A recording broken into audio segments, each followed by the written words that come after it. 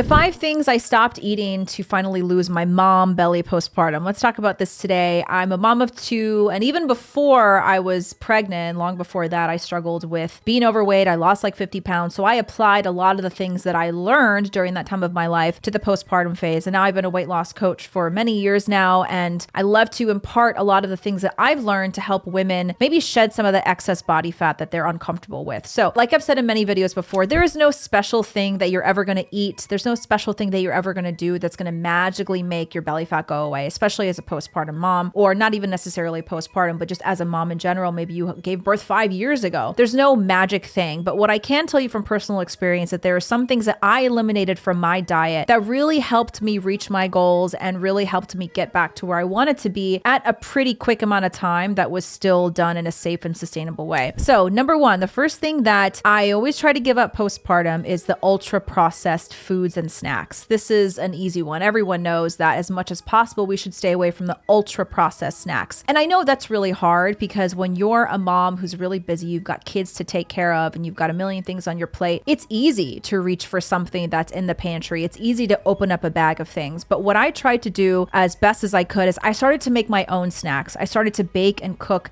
the things that I like to eat. Like I was making these breakfast cookies that were just so yummy to eat in the morning. Just like a really simple recipe of like applesauce and eggs and gluten-free oats and a couple other things that just made these really yummy warm cookies that I could just snack on in the morning with some scrambled eggs, or I could just snack on when I was sitting there breastfeeding. I also really like chips. Chips are like they're my vice. My husband and I just love to snack on chips. So instead of just constantly buying all of the bags of ready-made chips, I would try to make them at home. I would try to make like little French fries at home as much as possible. Just trying to make my own snacks instead of having to go to the grocery store and just buy all the ultra processed stuff. Now, one of the things about ultra processed foods is that they tend to be very calorically dense, and they also tend to have a lot of ingredients that just aren't really good for us. Now, I'm not saying that you should never, ever, ever have snacks from the grocery store again. I'm just saying from my personal experience, I felt a difference not only in my energy levels, but I felt a difference in how the weight was coming off when I prioritized food and snacks that I made at home for myself. And I can share some recipes in the description of this video that might help you if you want to try some things instead of just relying on what's at the grocery store. So number 2 is kind of related to the first one, and it's a little controversial, but giving up seed oils. Now, I know there's a massive debate online. You have one half of the internet that's like seed oils are going to kill you and they're the reason that Americans are obese,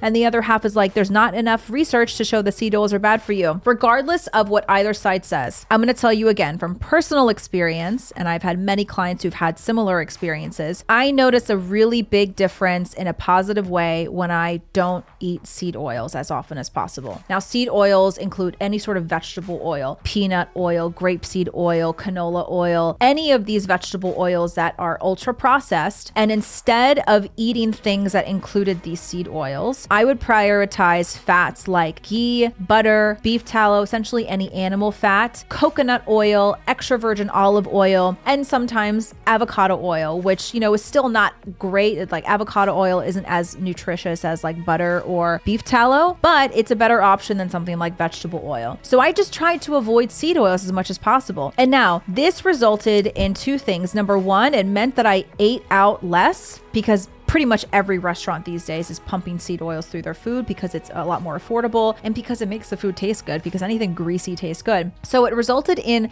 my eating out a lot less and my cooking at home a lot more, and it resulted in my buying less processed snacks. So was it the seed oils specifically, giving that up, that helped me lose the mom belly faster? Yeah, maybe, but also maybe it's just because I was eating out less and eating far fewer ultra processed snacks. But regardless, focusing on eating less seed oils was a game changer for me, because when you eat out less and when you cook your own food more, you have more control over what you're eating. You're going to be putting in the types of healthy fats that are good for you. You're going to be prioritizing protein at home. You're probably going to be eating foods that are just less calorically dense, because when you go out to a restaurant, the portions are bigger. They pile on all sorts of grease and extra oil that adds on hundreds and hundreds of extra calories. So I'm not saying that seed oils are going to unalive you and you should never ever have them again. I'm just saying from personal experience, it helped me get to my weight loss goals faster as a postpartum mom. Number 3, I stopped having coffee before having a full meal. And this is really big for a variety of reasons. So with a lot of people who are busy, you get up in the morning, you got kids to take care of, you got kids to feed, maybe you have to get them to school. You just have a cup of coffee. You're like, I'm tired, I need a cup of coffee. Next thing you know, it's like 8, 9, 10 a.m. and you haven't eaten breakfast yet. And you're like, oh gosh, I'm running on coffee. So a couple of things happen. Number 1, that's not great for your blood sugar. So one of the reasons that we want to eat a high protein meal within an hour of waking up, especially as women, is we want our blood sugar to be stable because it stabilizes our hormones. It stabilizes our hunger for the rest of the day. And it's also going to curb our sugar cravings. And so it's good to have a full meal pretty much first thing in the morning, at least a balance of protein, carb, and fat, and then having coffee after that. It's also better for your adrenal glands. It's better to just give your body some sustenance so it doesn't have to run on adrenaline and make you feel all jittery and stuff. So I tried as much as possible to eat something in the morning before I had my coffee. Now, I know not everybody has the time to cook an elaborate meal first thing in the morning, but maybe you can do something as simple as protein overnight oats. You can put some oats in a jar, mix it with protein powder and a couple other things that you like, put it in the fridge. When you get up in the morning, you can just take it out and eat it and then enjoy your coffee. Now, how does that relate to the mom belly postpartum? Because remember, a lot of the fat that we hold on to, the excess fat that we hold on to postpartum, it's there almost as a defense mechanism. So if you're really stressed out and then on top of that, you're just pumping your body with the caffeine and increasing the cortisol and your adrenals are freaking out, your body is going to feel stressed. It doesn't know where the stress is coming from. It can't differentiate between whether your body's actually in danger or whether you're just emotionally stressed. Your body is just stressed, and that will result in your body just holding on to this excess fat. So just like you would approach fat loss in general, when it comes to losing that mom belly, you have to make sure that your body is in a well-fed, restful state. And so for me personally, that was eating 3 square meals a day, prioritizing high protein meals, especially first thing in the morning, and then enjoying coffee after that. That was a big game changer for me. Some research has shown that if you eat breakfast in the morning, you are much less likely to overeat later in the day. You're also much more likely to hit your protein goals that day. And that was the case for me. So when I ate in the morning, instead of just tossing back the coffee, I was much less likely to binge snack later that night. I was much less likely to reach for foods that I knew I didn't really need or maybe didn't even really want. And that is really important for when you're a mom who's maybe staying up late and you're getting stressed. If you are well fed throughout the entire day, including the morning, you're much less likely to overeat and emotionally eat at night. And that leads me to number 4. I gave up the late night binge snacking. And I know it's tough because if you're up late with your baby and you're nursing them, or maybe you're just up late with a toddler because your kid can't sleep, you might feel hungry. You might feel a little bit like stimulated and you want to eat something. Now, I'm not saying that you should never eat anything at night,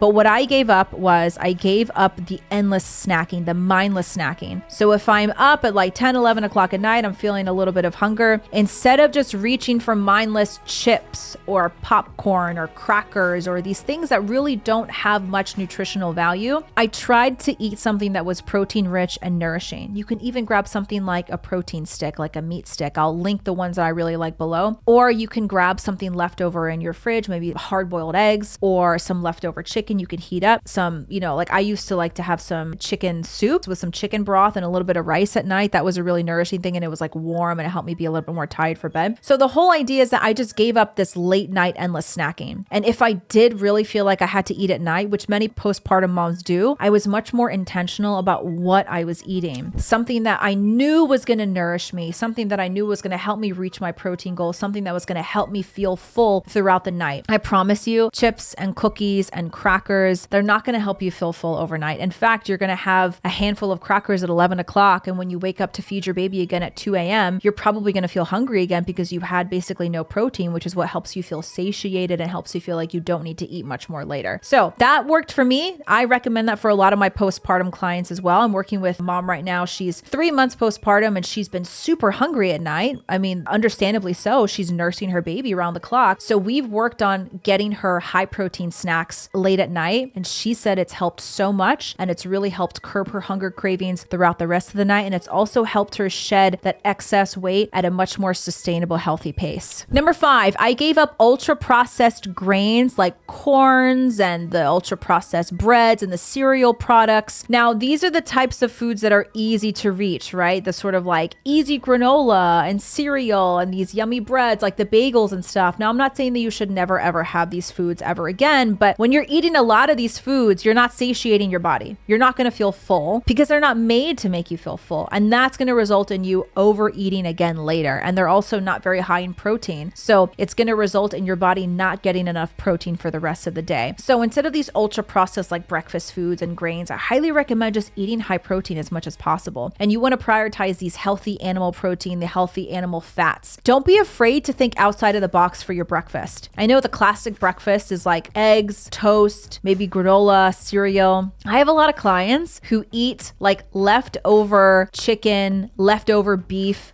for their first meal of the day. And if you think about some of the healthiest cultures in the world, like the Mediterranean diet, or even like East Asian cultures like Korean and Japanese people, what are they eating for breakfast? Like Koreans, like they tend to eat like fish for breakfast, like fish and soup and rice for breakfast. That sounds crazy to Americans, but it's actually the perfect combination of protein, carb, and fat. So don't be afraid to think outside of the box. Like make a breakfast burrito for yourself that has a good amount of protein in it, rather than doing all these ultra processed cereal products and breads and grains and stuff, because it's just not going to make you feel full. It's not going to give you that many nutrients that you need, and you're much more likely to overeat later in the day. So those are the things that worked for me. I hope they're helpful for you. They're helpful for a lot of my clients as well. Let me know in the comment section if it's worked for you guys, any of these tips, and if there's anything else in particular that really helped you shed that postpartum extra mom weight that you've wanted to shed in the past. And if there's anything else that you guys want to see in the future, let me know. Don't forget to like and subscribe to my channel, and we'll see you on the next one.